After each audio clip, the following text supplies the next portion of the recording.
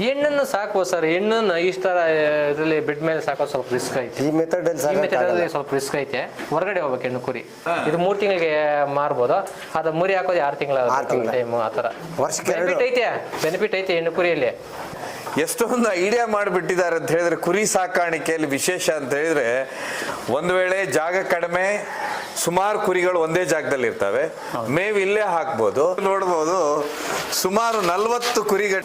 ಇದು ಸೇಮ್ ಅದೇ ತರ ಮಾಡ್ಲಿ ಸರ್ ಇದನ್ನ. ಆದ್ರೆ ಬದ್ಲಿ ಇದೆಯಲ್ಲ ಇಲ್ಲಿ. ಬದ್ಲಿ ಅಂದ್ರೆ ಅವರು ಸ್ವಂತ ಓನ ಖರ್ಚು ಕಡಿಮೆ ಅಂತೇಳಿ, ಖರ್ಚು ಕಡಿಮೆ ಮರದಲ್ಲಿ ಸ್ವಂತ ಅವರೇ ಮರದಲ್ಲಿ ಮಾಡ್ಕೊಂಡಿರೋದು ಕೆಲಸ. ಇದು ವಿಶೇಷ ಅಂತ ಹೇಳಿದ್ರೆ ಕುರಿ ಸಾಕಾಣೆ ಒಂದು ಹೊಸ ಪದ್ಧತಿ ಯಾವ ರೀತಿ ಇವತ್ತಾಗಿದೆ ಅಂತ ಹೇಳಿದ್ರೆ 4 ಬೆಳೆ ತೆಗೆದಾಗ ಇದನ್ನು ಬೆಳೆ ತೆಗಿತಾರೆ. ಪ್ರತಿ 3 ತಿಂಗಳಿಗೆ ಮಾರುಕಟ್ಟೆಯಿಂದ 7 ರಿಂದ 15 kg ಕುರಿಯನ್ನ ತರ್ತಾರೆ.